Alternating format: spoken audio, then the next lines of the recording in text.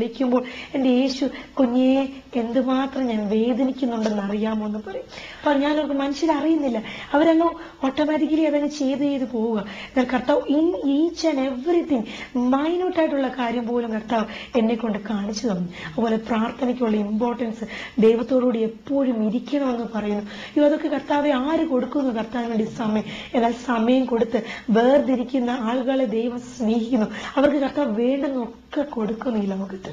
മോളെ, നരകത്തിൽ വേറെ എന്താ മോളെ വളരെ പിടിച്ചുകുലുക്കിയ ഒരു കാര്യം കൂടെ പറഞ്ഞാട്ടെ? നരകത്തിലെ എല്ലാ കാര്യങ്ങൾ തന്നെ ഞാൻ വളരെയധികം പേടിയോടെ തന്നെ വീശിയും ഞാൻ ഒരിക്കലും ഓർക്കാൻ പോലും അതൊന്നും ഇഷ്ടപ്പെടുന്നില്ല.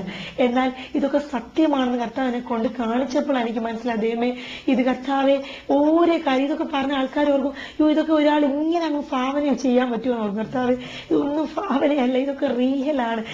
ഓരോ സെക്കൻഡ് പിശാച് നോക്കുക ഏതൊക്കെ രീതിയിൽ പീഡനം കൂട്ടാമെന്ന് പിശാച് നോക്കിക്കൊണ്ടിരിക്കുക. അനേക ഗർത്തങ്ങൾ ഞാൻ അവിടെ കാണാനിടയായി. അതിനകത്ത് ഏറ്റവും എന്നെ സ്പർശിച്ചൊരു കാര്യം, ആത്മഹത്യ ചെയ്തൊരു സ്ത്രീയുടെ അസ്ഥിപഞ്ജരം ഞാൻ നോക്കുമ്പോൾ ഏതോ ഒരു ദ്രാവകം, നമ്മൾ ഈ ഭൂമിയിലായിരിക്കുമ്പോൾ മണ്ണെണ്ണ ഒഴിച്ച് കത്തിക്കുന്നെന്ന് പറഞ്ഞു, എന്നാൽ ഏതോ ഒരു ദ്രാവകം അവരുടെ ശരീരത്തിൽ നിർബന്ധിത പ്രേരണയിൽ അവർ ഒഴിച്ച് ശരീരം തന്നെ കത്തുന്ന ഞാൻ കണ്ടു. പക്ഷെ എനിക്ക് മനസ്സിലായില്ല അതെങ്ങനെയാണ് ഈ കത്തുന്നതെന്ന്. ഞാൻ നിൽക്കുന്ന ഈ സമയത്ത് ഇത് കത്തുന്നതിനോടൊപ്പം ഇതൊരു വെറൊരു മാംസപിണ്ഡമായിട്ട് ഇത് മാറുകയാണിടയെ. കർത്താവിനോട് വന്ന് കുഞ്ഞിയും അവർ ഈ ഭൂമിയിലായിരിക്കുമ്പോൾ അവർ തീ കൊളുത്തിയാണ് മരിച്ചത്, സ്വയം തീ കൊളുത്തി മരിച്ചെന്ന് പറഞ്ഞു. എന്നാൽ ആ നിമിഷം ഒരു കടഭാരമായിരിക്കാം, അല്ല നിരാശയായിരിക്കാം, അവർ മരിച്ചു. എന്നാൽ അവരറിയുന്നില്ല ഇനി എങ്ങോട്ട്, എവിടോട്ട് അവരറിയുന്നില്ല. എന്നാൽ അവരിന്ന് ആ നരകത്തിലുണ്ട്. ഓരോ നിമിഷവും അവർ ആ യാതന അനുഭവിച്ചുകൊണ്ടിരിക്കും.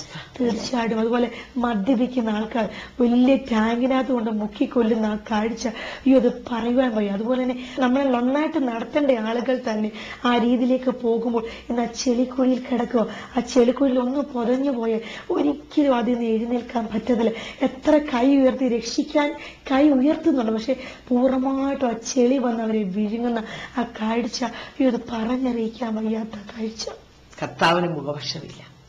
ആര് തന്നെയായാലും, ദൈവത്തിന്റെ വഴി വിട്ടു പോകുന്ന ആര് തന്നെയായാലും, യോജനം പറയുന്നു അവരുടെ ഓഹരി തീയും ഗന്ധവുമുള്ള പുകയിലാണ്.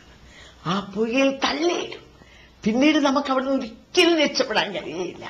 ഇവിടെ നിസ്സാര കാര്യങ്ങൾക്ക് അല്ലെ ഈ ലോകത്തിലെ വേദനാകരമായ അവസ്ഥകൾ നമ്മൾ തരണം ചെയ്യുമ്പോൾ ആത്മഹത്യയിൽ കൂടെ രക്ഷപ്പെടാൻ നോക്കുന്നു.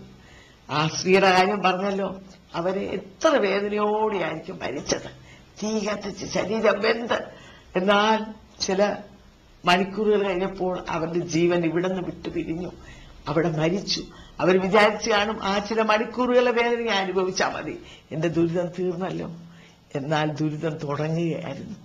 ആ തീക്കുണ്ടത്തിൽ ഇപ്പോഴും അവർ കത്തിക്കൊണ്ടിരിക്കുക. അങ്ങനെ എത്രയോ ജീവിതങ്ങൾ.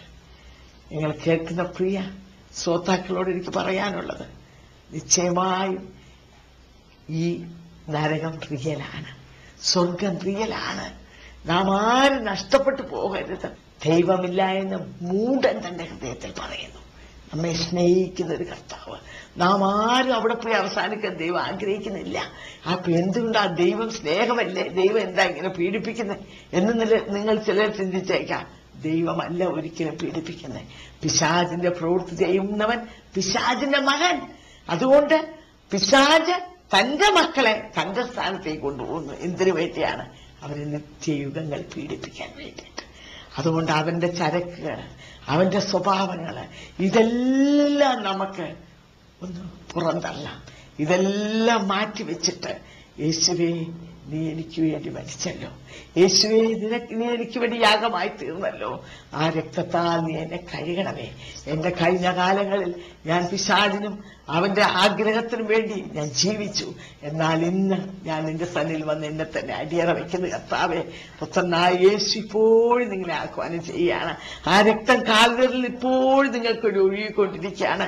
നിങ്ങൾ ഹൃദയം കൊണ്ട് വിശ്വസിച്ച് വാഗൊണ്ട് ഏറ്റുപറഞ്ഞ് ഒരു വാക്ക് പ്രാർത്ഥിക്കുമ്പോൾ, യേശുവേ ആ രക്തത്താൽ എന്നെ കഴുകണം, എന്നെ നിന്റെ മകനാക്കി തീർക്കണം എന്ന് പ്രാർത്ഥിക്കുന്ന മാത്രമേ നിങ്ങളുടെ പാപങ്ങൾ എത്ര ഭയങ്കരമായിരുന്നാലും അതെല്ലാം കഴി ശുദ്ധീകരിച്ച് നിങ്ങളെ തന്റെ മകനാക്കി ഒരു പുതിയ സൃഷ്ടിയാക്കി ജീവപുസ്തകത്തിൽ നിങ്ങളുടെ പേരെഴുതി സ്വർഗരാജ്യത്തിന് അവകാശിയാക്കി ഈ പീഡാനുഭവത്തിൽ നിങ്ങളെ വിടുവിച്ച് ആ നിത്യ സൗഭാഗ്യത്തിലേക്ക് കർത്താവ് നിങ്ങളെ ക്ഷണിക്കുകയാണ്. അതിനുവേണ്ടി നിങ്ങളെ ആഹ്വാനം ചെയ്തുകൊണ്ട് എന്റെ വാക്കിൽ വിരമിച്ചു.